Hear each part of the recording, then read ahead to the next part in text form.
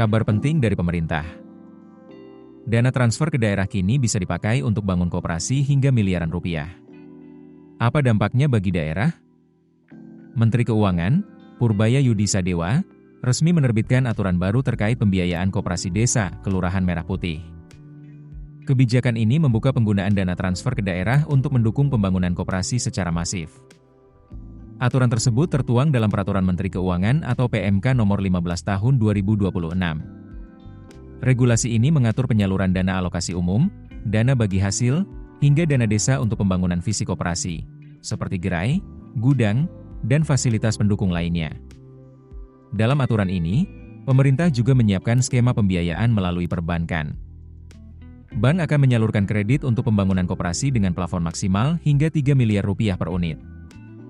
Suku bunga diperkirakan sekitar 6% per tahun, dengan tenor pinjaman hingga 72 bulan dan masa tenggang pembayaran antara 6 hingga 12 bulan. Menariknya, sumber pembayaran pinjaman berasal dari dana transfer ke daerah. Untuk DAU dan DBH, pembayaran dilakukan melalui pemotongan langsung dari dana yang diterima pemerintah daerah. Sementara untuk dana desa, pembayaran dilakukan sekaligus dalam 1 tahun anggaran. Skema ini membuat pemerintah daerah dan desa ikut menanggung kewajiban pembiayaan. Meski begitu, aset koperasi yang dibangun tetap menjadi milik pemerintah daerah atau desa.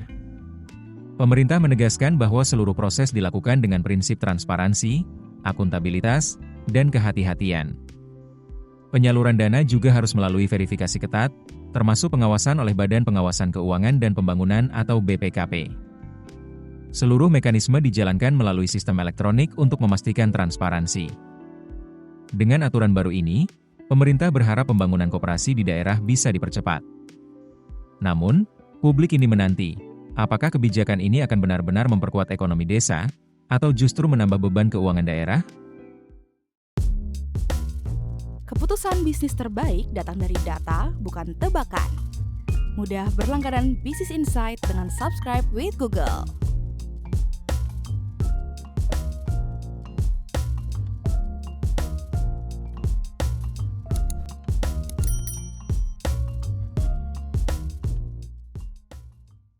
Download aplikasi Kontan sekarang di App Store atau Play Store.